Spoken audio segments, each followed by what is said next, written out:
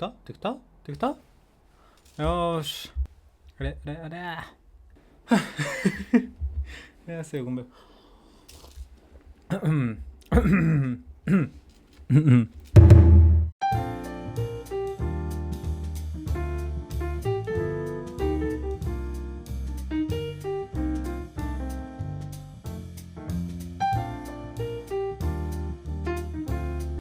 За.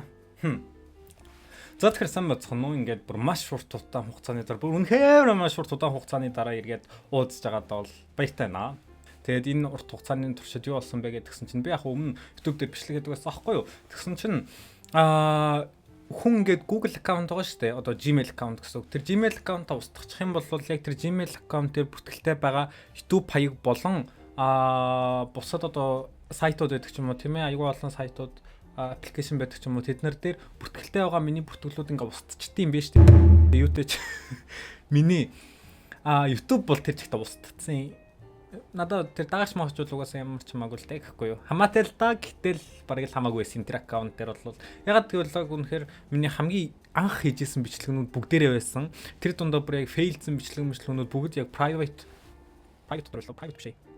Зөвхөн би хаж болдог only me setting only me гэдэг нэг замд гүйдэг хүн би хаж болохны тийм тохиолдол байх хэрэгтэй. Нэрийг бол байх хэрэгтэй шүү дээ. Нэрийг амар загнаад. Нэрийг бол одоо санахгүй юм. Тэр тохиолгон дээр айгүй олон чаш юутэйс 30-аад бичдэг бол байх үед бол байдаг байсан шүү яг. Only me зөвхөн би одоо үзэж болохоор тэр дээрээс нь яг нийт паблик тохиолгоотой шеэрлэж тавьсан бичлэгнүүд нийлээд бараг л чийж ер нь 30 хэд байдаг байсан юм аа.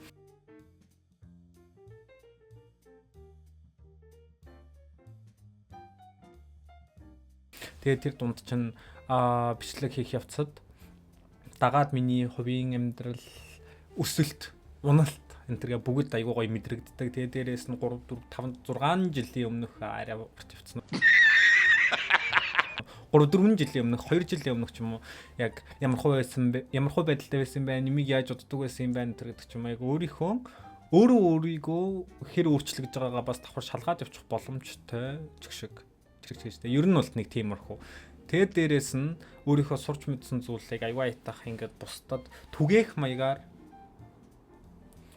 өөрөө бас түүнээсээ суралцаад явна. Бусдад бас өөрийнхөө мэдэж сурч байгаа зүйлээ нэг иймэрхүү юм байд юм байна шүү гэх маягаар гаргаж ирнэ гэдэг ч юм уу. Ерөнхийдөө бол надад YouTube бол яг энэ сошиал платформуд маш үр дүнтэй ашигтай санагддаг. Үнэхээр яг хийгээд яваад үргэлжлүүлээ те урт удаан хугацаанд үргэлжлүүлж чадах хүмүүстэй бол айгүй тийм зөв юм шиг санагдсан. Би бол яг тийм амар төвчээртэй чааш яг тийм амар 100% маш урт удаан хугацаанд яг дарааллуулаад үргэлжлүүлж чаддаг төрлийн хүн нь бол биш байсан аахгүй юу. Тэгээ юутай ч хэдий завгүй байгаа ч гэсэн одоо бол бас үргэлжлүүлээд бас те өөрөө бас сураад нэг тийм гоёор явъя да гэж бодвол тэгээ дахиад эхлүүлж гин. Тэгээд ягаад яг энэ өдрийг сонгож бичлэгээ постлж байгаа вэ гэх юм бол өнөөдөр би яг Японд ирээд миний 2 дахь жилээ явуулж байна. 2026 оны 6 дугаар сарын 27-ны өдөр. Гэтэ яг бичлэг хийж байгаа өдөр нь бол 15 лайн л та гэхгүй юу. 2 дахь жилийнхээ өдөр дахиж бичлэг хийдэг болоод гэж. Дахин бичлэг хийдэг төрхөөрөө эргэж ирээд тэг үүнээсээ хойш бас тийм одоо яг дарааллаад бичлэгнүүдээ бол дарааллуулаад алдаа мад гэж яах вэ? Юутайч дарааллуулаад гоё нэг тийм нэг юу гэдэг лээ дээ. Ирчвчтэй бол биш. Яг ирчвчтэй байхыг хичээнэ л дээ. Үргэлжилсэн байдлаар ч гэх шиг одоо ингэж урт хугацаанд тийм ээ ингээд дарааллуулан тэгэж бичлэгнүүдийг бол оруулахын тулд хичээнэ гэдэл одоо хэлье да. Яг 2 дахь жил маань өнөөдөр болж байгаа. Тэгээд юутайч 2 жилийн өмнө Монголоос Японд ирээд энэ хугацаанд сурч мэдээж явсан бахан байна тийм үү. Тэгээд энэ хугацаанд миний төвлөрж исэн зүйл гэх юм бол ялтчгүй Япон хэл байгаа. Хамгийн чухал зүйл нь Япон хэлээс мэдээж өрөөг хувийн хөгжил өсөлт за тэгээд дэлхийн түүх судалж байгаа, хууль судалж байгаа. Одоо бол би яг их сургуульд хуулийн факультет, хуулийн тэнхимд, хуулийн ангид явж байгаа сурагч байхгүй юу. Тэгээд энэ хугацаанд бол юутайч мэдээж яриг Япон орнтой холбоотой маш олон төрлийн сэдвүүд байгаа. Тэр дундаа Япон хэл сурах BLPT, Япон хэлний шалгалтын тухай хамгийн ихний бичлэгээрээ яриад тэгээд түүнээсээ цааш мэдээж яриг аюул олон төрлийн сэдвээр ярих гэж хичээнэ. За тэгээд бичлэгээ эхэлье. Юутайч хамгийн түрүүнд болохоор JLPT буюу Япон хэлний төвшин тогтоох шалгалт. Japanese Language Proficiency Test. Proficiency Test гэдэг нь Японы хэлний чадварыг үнэлэх олон улсын шалгалт бөгөөд энэ хүү шалгалт нь Японы засгийн газрын дэмжлэгтэйгээр 1984 онд эхэлсэн бөгөөд өнөөдөр өдгөө дэлхийд даяар олон орны хэл Японы хэл суралцагчдын чадварыг шалгах гэдэг ашиглагддаг хамгийн одоо олноо хүлээн зөвшөөрөгдсөн гэх юм уу. Японы айгүй олон шалгалтууд байдаг шүү дээ. JA тест, JLCT өөр ямар хэмжүүлээ тийм айгүй олон шалгалтууд байдаг. Дундаас хамгийн одоо шатлалаараа хамгийн дээдлэн гэх юм уу. Бүтээж хамгийн топ нь JLPT. За тэгээд төвшингүүдийн хувьд гэх юм бол нийт 5 төвшинтэй. Хамгийн доотлынх нь N5, хамгийн дээдлийнх нь N1 гэдэг төвшин байгаа. За юутай N5 нь болохоор зүгээр анхан шатны төвшин. Хөрхидөө Японы хэл сурч эхэлж байгаа юм да. Хичээгээрээ гэдэг төвшин N5. Тэгээ N4 нь болохоор хичээж байгаа шүү, бас болж шүү. Яг одоо ингээд амьдрал чинь айгүй айтайхан болохын төлөө гэдэг шиг. Ютайс нэг тийм орхичихгүйхэн шиг сураал явж байгаа юм байна да болоо доо гэдэг нь N4. N3 нь болохоор хамгийн нэг тийм яг гадаг нь мэддэхгүй төвшин юм болов. Яг Японы хэлээр сонсоод байгаа мөртлөө нэг ойлгохтой ярьж чадахгүй тэгсэн мөртлөө бичихлээр бас нэг ойлгохтой бичиж чадахгүй. Гэхдээ бас бичихгүй яг бичиж чадахгүй бол бичиж чадхаа бол чадна. Нэг тийм жоохон л дэмжлэг ороод ирчих юм бол чадна. Сонсохын хувьд бол айгүй сайн сонсоод байгаа мөртлөө 100% ойлгож байгаа юм бол байхгүй. Гэтэ юу ч ойлгоод байгаа. Нэг тийм сонир төвшин болов. Би энэ 3-ын шалгалтыг үлгэж үзэж байгаагүй л дээ. Тийм. Энэ 5-ыг бас өгж үзэж байгаа юм байна. Тэгээд энэ 2 нь болохоор дунд дээд төвшний шат гэж байгаа. Гэтэ яг хөө энэ дээр мэдгүй зарим хүмүүс болохоор яг энэ шалгалтуудыг тайлбарлахдаа бол би яг хөө энэ сүүлийн үед JLPT-ийн тухай ч юм уу яг тийм тайлбар хийж байгаа бичлэг ерөөс үзээгүй л дээ. Юташ намайг Японы ланг сурч эхэлж байхад YouTube дээр нэлээд хэдэн цаашаа нэлээд цөөхөн бичлэг байдаг байсан юм а бас нэг 4 5 л байдаг байсан баг. Тэгээ тэр дунд ярьж байгаа нь болохоор их сургуульд элсхийн тулд энэ хоёроос эхэлтээ гэдэг нэг тийм яриа байгаад байдаг байсан гэхгүй. Тэгээ би их сургуульд орохын тулд энэ хоёр болон түүнээс дэш одоо төвшөнд тэнцсэн л ах юм бол ер нь гайгүй их сургуульдаа бол орчхол юм байна гэж боддог. Юташ тэр бичлэгний хүн бол надад нь цаашин тэр бичлэгэн дээр бол тэгж ярьсан байдаг байсан. Гэтэ бол яг энэ хоёр гэдэг төвшин болохоор зүгээр л дундын дээд төвшин гэхгүй. Энэ 3 дунд юм чинь тэрнийх нь жоохон дээр. Тэгээд N1 нь болохоор бүр хамгийн мэргэжлийн төвшин. N1-тэй байх юм бол яг их сургуульд бол орчих байх. Гэтэ их сургуульд орно гэдгээ тайлбарлахдаа яг Японы төвшин дотор шалгалттай нэг тийм холиод байхгүйгээр Nihon Ryugaku Shiken буюу Японы их сургуулиудын шалгалт их сургуулиудын шалгалт. Тэр шалгалтаас хэр оноо зулгаж чадах вэ гэдгээс нь шалтгаалаад яг ямар их сургуульд орох шийдэгдэнэ гэхээс яг энэ JLPT хэдийгээр нөлөөлөл нь байдаг ч гэсэн их сургууль шууд орно гэж бол хэлэхэргүй л гэж мэдгүй би бол тэгж бодож байна. Ютаж энэ хоёр бол муу биш гэхгүй. Муу биш нь цаашаа ютаж нэлээд өндөр төвшин. Гэтэ тийм би бол нэг тийм амар хүнд энэ төр гэж хэлэхгүй. Нэг жоохон хэцүү байж магадгүй л юм. Тэр яг Японы хэлний EJ-ийн шалгалт Японы одоо нэг сургуулиудын шалгалт тэр шалгалт бол үнэхээр хүнд байсан аахгүй юу. Тэр бол бүр үнэхээр яг боддог. Үнэхээр дээрээс нь бичгийн шалгалттай JLPT бол бичгийн шалгалт байхгүй шүү дээ. Шалгалтын бүтэц гэдэг юм бол ерөнхийдөө бол 3 төрлийн бүтэцтэй. Хамгийн ихний төвшин болохоор language knowledge буюу шинэ үгийн болон дүрмийн шалгалт. Үгийн сан болон дүрмийн мэдлэгийг шалгана гэсэн үг. За reading буюу одоо унших шалгалтаас байгаа. Тэр нь тухайн төвшин нийт 5 төвшин тэгсэн шүү дээ. Тэр төвшин бүртээ тохирсон өгүүлбэр болон текстийг уншиж ойлгоод гол санааг нь олоод асуултанд хариулах чадварыг шалгана. За сүүлийнх нь буюу 3 дахь нь болохоор listening сонсголын шалгалттай өдөр тутмын болон албан харилцааны яриа дуу авиг за авийн чашин. За ютаж тэр харилцан яриа энтрийг сонсоод ойлгох чадварыг шалгана. Ерөнхийдөө бол 3 үнцэн хэсэгтэй л дээ. Гэтэл ютаж balloon гэсэн шиг. Гиснээс би яг энэ JLPT-ийн тухай тайлбарлах чинь нэг ч ном текст бэлдээгүй сууж байгаа юм бол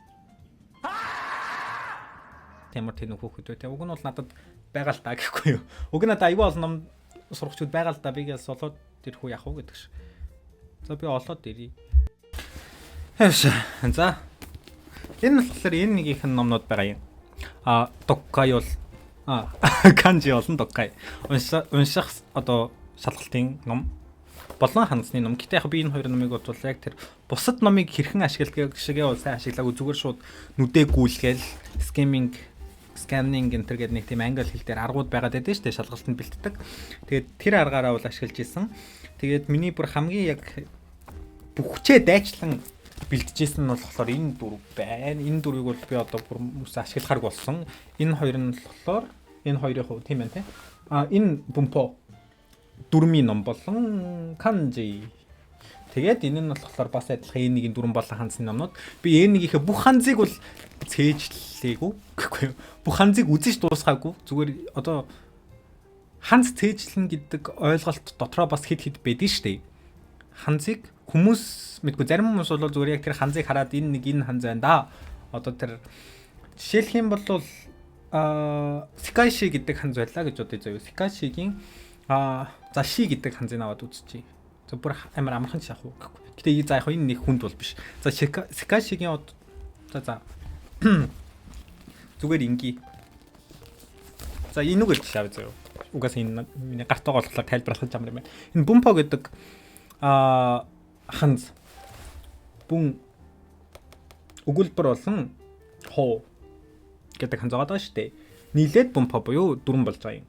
Тэнгүүт энэ ханзыг харангуйтаа шууд зүгээр Bunpo гэдэг ханз байна гэдгийг шууд мэддэг болж байгаа түвшнийгээ өөрийгөө яг энэ ханзыг 100% цэжилсэн гэж үздэг хүмүүс байдаг юм байна лээ. Ер нь бол тийм хүмүүс байгаад байдаг юм гэхгүй юу. Гэтэ миний хувьд бол зүгээр яг энэ ханзыг харахгүйгээр цээжээрээ бичиж чаддаг түвшинд очих юм бол тэр ханзыг яг 100% цээжилсэн гэж өөртөө үздэг гэх юм уу. Тийм болохоор ер нь бол өөрийгөө зовоож хичээл хийдэг тийм тайпны хүн байгаа юм. Тэгээ би яг энийг нэг тийм өөрийгөө бурууч гэж боддоггүй л дээ. Гэтэл яг шалгалтанд бэлдэж байгаа тохиолдолд бол эхний ээлжинд зүгээр хараад яг энэ ханз байна гэдгийг мэддэг түвшинд очиход бол ямар ч асуудалгүй яг энэ JLPT-ийн түвшинд болвол хараад энэ одоо жишээлбэл шууд энийг хараад энэ одоо ямар гэж ханз вэ гэж бодохгүйгээр зүгээр шууд нэг Bunpo гэдэг одоо үг байна. Тэгээ тэрийг хираганагаар зөв бичиж чаддаг л болчих юм бол за бичихгүй зүгээр шууд тэр дугуйл одоо syntax сонголтууд дундаас нь зөвийг нь сонгоод дугуулж чаддаг л болчих юм бол юутай JLPT-ийн түвшинд бол нэг тийм ямар асуудал байхгүй. Гэтэ асар олон ханзнууд орж ирэх болохоор тус бүрд нь угаасаа бүгдийг цээжилж бол барахгүй бах. Нэг хүн JLPT-ийн 5-аас N1 хүртэл N5 4 бол N5 4 3-ыг бол яг барч чадна. Болно. Барцсан байгаа юм. Гэхгүй юу? N1 хүртэл ханз энэ хоёр бол N1-ийн бүх ханзнуудыг шууд цээжээр бичиж чаддаг хүн яг үндэ Япон хүн дотрооч цөөхөн байхаа гэж бол бодож байна. Тийм учраас ханзыг бол яг 100% тэгж бичиж цээжлээд авах ямар шаардлага байхгүй ч гэсэн юутайч эхний ээлжин JLPT-д бэлдэж байгаа тохиолдолд бол ханзаа хараад уншдаг төвшөнд ирчих юм бол ямар ч асуудал бол байхгүй хаа л гэж бодож байна да. Тэгээ юутайч нэг иймэрхүү номнуудаас би бэлдэжсэн. Тэгээ энэ дотор болохоор энэ 3-ын ном байна. За энэ ч яг за нэг иймэрхүү номнууд бол байна. Яг иймэрхүү номнуудаас бол бэлдэжсэн. Тэгээ дараад нь би өөр номнуудыг зүгээр хайж үзээд хооронд нь яг энэ номноос илүү энэ ном нь арай илүү гэдэг ч юм уу тиймэрхүү гоё харьцуулсан бичлэг бас хийж болох юм байна. Дүнгийн сая бодож боллоо. За буцаад одоо үндсэн сэдв рүү оръё. За энэ нэг нь болохоор хамгийн өндөр шаардлага бүхий төвшин JLPT-ийн төвшин дотор шүү дээ. Тэгээд нарийн гүн утга учиртай текст албан ёсны хиллэг өргөн хүрээний сэдвүүдийг бүрэн ойлгох чадварыг ерөнхийдөө шалгадгаа гэж үздэг. Энэ хоёрын төвшин болохоор нийгэм, соёл, бизнесийн хиллэгүүдийг ойлгоход бодит амьдралд бүтээлчээр оролцох чадварыг шалгадаг дундын дээдлийн төвшний шалгалтаа гэсэн үг. Би энэ нэг төвшний би энэ хоёртоо бол амар бэлдэж орж исэн аахгүй юу бүр уншаал бичээл ягаал хийгээл гэхгүй. Энэ нэгтэй бол ерөөсөө бэлдэлгүй орж тэнцэжсэн гэхгүй.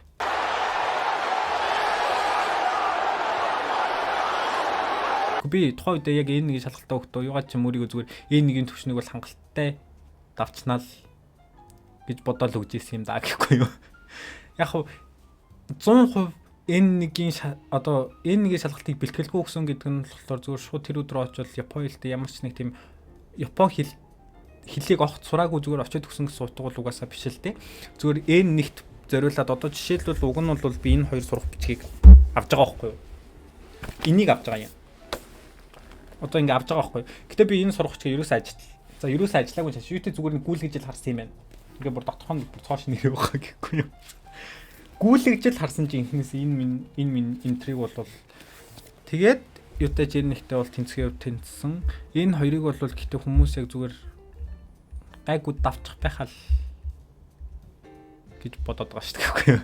Нэг амар хүнд бол биш ахал гэж бодож байна. Гэтээ юутайч нэг сураад явж байгаа болохоор төвшнөөсөө шалтгаалаад яг тэр сурах арга барил нутраас шалтгаалаад бүгдээрээ өөр одоо бодолтой л байдаг байх л та.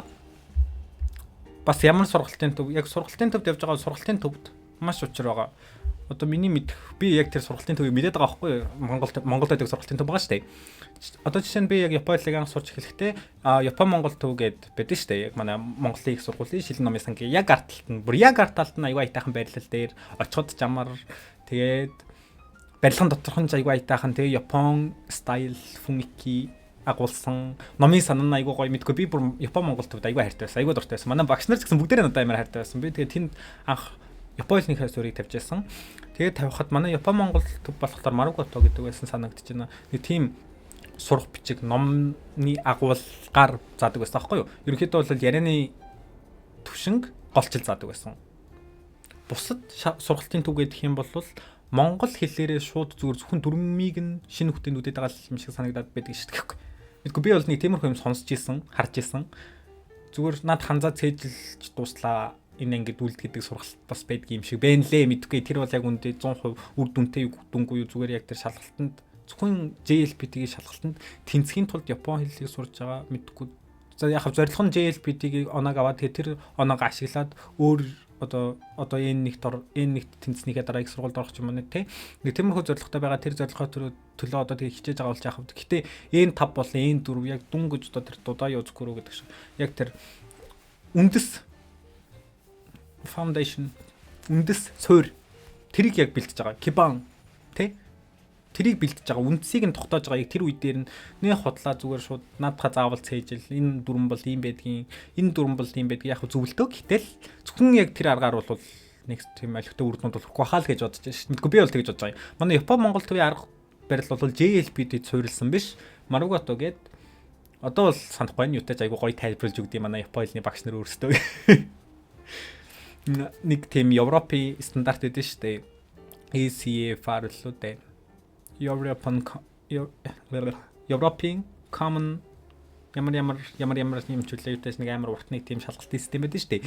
A1-ээс C2 хүртэл 6 түвшинд англиад хуваадаг. Тэрний тулгуурласан хичээл байдаг гэсэн санагдаж байна. Юутайж ярианых болон дүрмийнх энэ гэж шууд 2 хуваагдаад хичээлээ заадаг. Айгу өндөр түвшний одоо тийм айгу өндөр түвшин заадаг. Миний мэдхийн лавдаг. Гэтэ Монголд энэ 3 хүртэл сургалтын бүгд амар их байдаг баха. Энэ хоёр бол энэ нэг айгу цөөхөн байдаг. Тэр нь айгу алдаал гэж бодож ин да дотроо. Гэтэ яг одоо бол байдаг болсон байж магадгүй л эсвэл хуваараа багштай болдог ч юм уу. Нэг тиймэрхүү аргаар энэ нэг бол энэ хоёрын төвшөнд тэнцээ гэж бодож байгаа бол сургалтын төвүүдийг хайгаад үзэх юм бол байхгүй бол биш бах. Гэтэ зөв аргаар сурах нь зөв аргаар нь гэж сонирхолтой аргаар сурах нь хамгийн одоо зөв юм болоо да гэж бодож ин да. За тэгээд энэ гурав нь болохоор дунд төвшин өдөр тутмын ярилцлага сонин хэвлэлийн текстийг ерөнхийд нь ойлгох чадвар. Тэгээ одоо хэдэн минутанд ямар асуултанд хариулах мэрэлх нэг хилээд авах шаардлага байх тий. Зүгээр. Юутай хангалттай цаг бол байгаа. Тэгээд тэр хангалттай цаг дотроо зүгээр өөрийнхөө хамгийн хурднаар гэхдээ хамгийн хурднаар хийж яана гэдэг нь өөрийгөө хитрхийг сандаргаад тэгээ буруу хариултыг сонгох төвшөнд биш юутайж өөрийнхөө зөвийг одоо тархинда зөвийг нь бодоод тэгээд хариултуудаасаа сонгох хамгийн хурдан түвшнээр ажиллах юм бол үүтэй цаг бол үлддэг. Тийм учраас анханасаа нэг тэр цагийг ингэж хуваа муваа энэ төр гэдэг ямар шаардлага байхгүй. Зүгээр л хурдан хийгээд анханасаа хурдан уншаад хурдан хариултуудаа олох дадал өөртөө сургаал тэгэл тэрийг улам хурдан болгох яваад ах юм бол нэг тийм амар асуудалгүй бол дуусах чинь тэр цагт бол санаа зовоод байх шаардлагагүй байхаа гэж бодож байна. Гэтэ мэдээж яг цагийн одоо зохицуулалт энэ тэр амар чухал байдгийн гэсэн шүү дээ. Би нэг тийм анханасаа цаг маг авч орж сурааг болохоор ч тийм цаг дээр бол нэг тийм амар сүртэй ач холбогдлогуд байдгүй. Өөрийнхөө яг чадах хурдаараа хийгээ явж хахад ер нь асуудалгүй хариултуудаа бол гаргаж ирч болох байхаа чадах байхаа гэж бодож байна. За тэгээд энэ дөрөв нь болохоор энгийн өгүүлбэр харилцаа яриа анхан шатны Японы чадварыг шалгадаг. Энэ тав нь хамгийн анхан шатны төвшин буюу үндсэн үгс зүгээр дөрөв энгийн өдөр тутмынаас ч бага төвшин энэ дөрөв нарийн өдөр тутмынх гэвэл арай ойрхон баха гэж бодож байна. За юу тач 3 төвшинтэй 3 төвшин бүрэн 60 оноотой нийлээд 60-ыг 3 180 оноотой төвшин болгоно яг адилхан гэсэн үг. Тэгээд тухайн нийт 180 онооноос нийт хэдэн оноог нь авч чадах вэ гэдгээс нь шалтгаалаад тэнцсэн гүн шийдэгдэнэ гэсэн үг. Одоо жишээлх юм бол энэ 5 тэнцэхийн тулд 180-аас 80 оноог нь лавцсан байхад хангалттай. Гайгүй гоос тий. 180-аас 80 штэ 50%-аас доогуур хувь. Нийт яг өөрийн чинь гаргаж байгаа амжилтын 50-аас доогуур хувь байх юм бол зүгээр ч шүү тэнцэл энэ 5-ын төвшөнттэй гэж бусдад хэлж үнэмлэхээ үзүүлэх бүрэн боломжтой болно гэсэн. Энэ 480-аас 90 оноо, энэ 380-аас 95 оноо, энэ 280-аас 90 оноо, 180-аас 90 штэ бодоод үзтээ. 180-аас 180 онооноос 90 оноо авч чадах юм бол тэнцнэ. 50% штэ. Тэр чи зүгээр тэр шалгалтанд 100% авахаас 50%-ийг нь л авсан байхад юу н тэнцчихнэ л гэсэн. Энэ нэг дээр болохоор 100-аас бишээ 100-аас гинэ 180-аас 100 оноо авах юм бол энэ нэгтээ тэнцэн гэж үздэг. За тэгээд хамгийн одоо анхааруулжтай зүйл нь юу гэдэг юм бол нийт тэнцэх босгоосоо дээгүүр өсөн ч одоо жишээлх юм бол N5 дээр 80-аас дээш оноо авцсан. 85 оноо авцсан. Тэгсэн мөртлөө sectional хэсэгчилсэн шалгалтууд байдаг шүү дээ. Одоо саяны хэлсэнгөө 3 хэсэг байгаа шүү дээ хэсэгчилсэн. 3 шалгалт. Тэр шалгалтууд болгоно нь бас нэг тийм доод сайтын доод түвшний оноо гэж байгаа. Тэр түвшнийхээ оноог тэнцэхгүй байх юм бол унана. Хэдийгээр чи нийт тэнцэх оноогоо цуглуулсан байгаа ч гэсэн нийт 3 түвшний хэсэг хамгийн доод хязгаар гэж оноо байгаа. Тэрнээсээ доош оноо авчих юм бол одоо жишээлх юм бол энэ 5 дээр 85 оноо авлаа гэхэд үү штэ 40 45 оноо авсан гэж бодож. Яг энэ боломжгүй юм шиг амар худлаа сонсогдож байна л да. Гэтэ 40 45 оноо гэж бодож заяа. Тэгэх юм бол нийлээд 40 оноо 5 оноо 40 нийлээд 85 оноо тийм үү? Нийт 3 хэсэг байгаа. Тус бүрэн 60 оноотой 3 шалгалтаас 40 45 нийлээд 85 оноо. Энэ 5 тэнцэх нь 80. Гэтэ нэг хэсэг нь одоо шалгуурын хамгийн доод хэмжээнээс бага оноо авсан байгаа учраас хэдийгээр чи тэнцэх боллоо хангасан ч гэсэн тэр чигтээ фейлднэ унана гэсэн үг. За шалгалт өгөх нөхцөл гэдэг юм бол насны хязгаар гэж байхгүй хинч хүссэн үедээ өгч болно. Жилдээ 2 удаа одоо шалгалт явагддаг. 7 сар бол 12 сард ихэвчлэн тухайн сарынхаа эхний 8 гараг 8 гарагт болдог. Бүртгэл онлайн бүртгэлээр болон сургалтын төвүүд дээр хийдэг олон улсад шалгалт өгөх боломжтой. Ойролцоогоор 2 сарын дараа хариу гардаг. Тэгээд би Монгол тахтаа өгчөөс юутай Япон Монгол төв дээр очиж шалгалтандаа бүртгүүлжсэн санагдчих байна. Байна ч гэсэн ер нь тийм баха. Тэгээд бас EJ юу их сургуулиудын шалгалтыг бас манай Япон Монгол төв бүртгэж авдаг. Юу ч мэдгүй Монголтойгоо хамгийн гоё Япон хэлний орчин Япон хэлд сурах боломжийг бүрдүүлдэг орчин л гэж боддоо шүү дээ. Би бол амар хайртай сургалтын төвдөө. За юутайс нэг иймэрхүү байдлаар дуусгая. Айгу удаа ярьсан санагдаад байгаа. Би дөнгөж нэг бичдэг голтонд зогсооцсон болохоор сургачиг авах гэж явах та. Тийм болохоор энэ дээр бол 16 минут л гэж яана л да. Өмнөхтэйгөө нийлээд баг 30-40 минут болох юм шиг байна. Юутайс эдитлээд бүр богинохон болохлаа. За хамгийн сүүлд нь бичлэгэн дээр болохоор бэлдэх арга, стратеги, тактик. Би яг тэр тактик мактик хүртэл айгу тийм дэлгэрэнгүй л ярихгүй л дээ. Юутайс тэр Япон хэлний хичээл мичээл заадаг ч юм уу тий. Онлайнаар би бас хичээл заая гэж өгнө бодоол байгаа. Амар удаа хугацаанд бодоол байгаа. Энэ даанч зав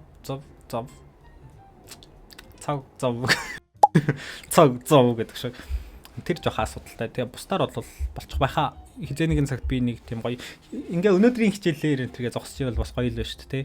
Миний хувьд яг одоо зөвлөх аргууд гэх юм бол нэг иймэрхүү номнуудыг яг жинхнээсээ ажиллаад авах юм бол онлайн тестүүд яг цагаат бол хэрэгтэй л дээ. Гэхдээ үедээ би бол номд яг жинхнээс номыг нь худалдаж аваад бэлдсэн арай илүү юм болов уу? Эсвэл бүр яг онлайнаар татаж аваад тэрийг хэвлэж аваад бэлдсэн арай илүү үр дүн тань болов уу гэж бодож байна. За тэгээд онлайн сургалтууд сургалтуудад хамрагдаж болж байна. Эсвэл яг биечлэн сургалтын төв дээр очиод сургалтанд хамрагдаж болж байна. Манай сая хэлсэн шүү дээ. Манай Япон Монгол төв бол хамгийн ориглон гэдгийг бол би бүр айгүй өндөр баталгаатай хэлнэ. Хамгийн топ нь. Үнэхээр гоё орчин хүлээж авдаг. Төлбөр нь ч гэсэн айгүй хямдхан гайгүй. Хэл сурахад үр дүн мэдээж тэр хэмжээний хөрөнгө оруулалтыг бол оруулах хэрэгтэй. Тэр дээрээс нь маш их одоо сурах хүчгүүд нь бүгдээрээ цаанаас үнгүй яг тэр үндэ багтаад ирчдэг зүгээр. Одоо бол хэд байсныг санахгүй байна. Биш хэд болсныг санахгүй байна. Хойд дэчээг үндэ би хэдэг төлжсэн санахгүй. Нийтэж айгүй хямдхан байдаг байсан.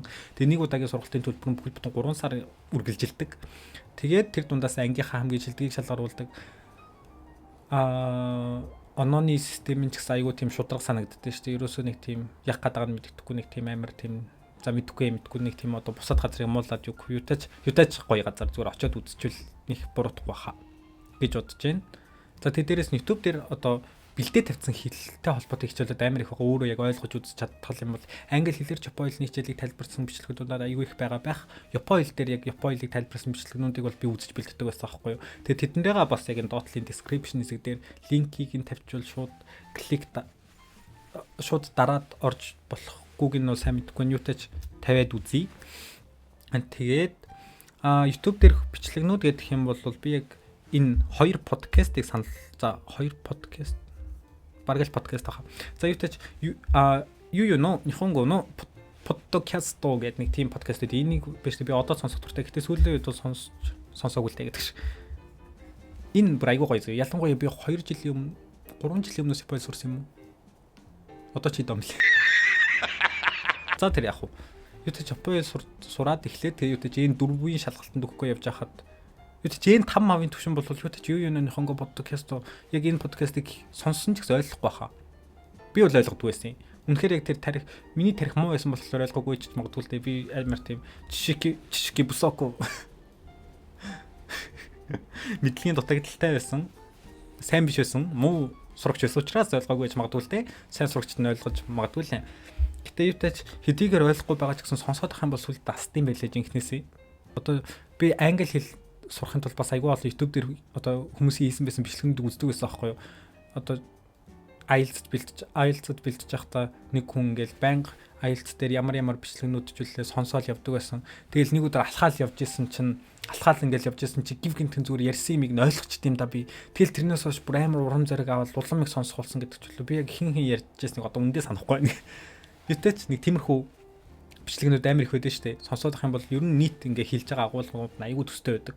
Тэр одоо give гинт сонсоод өмнө нь ерөөс ойлгодгүй байсан give гинт ойлгодог болох чашин. Гэтэ юутай ч ингээд баг-багаар бол юутай ч ойлгодог болдог нь бол үнэн гэж бодож байна.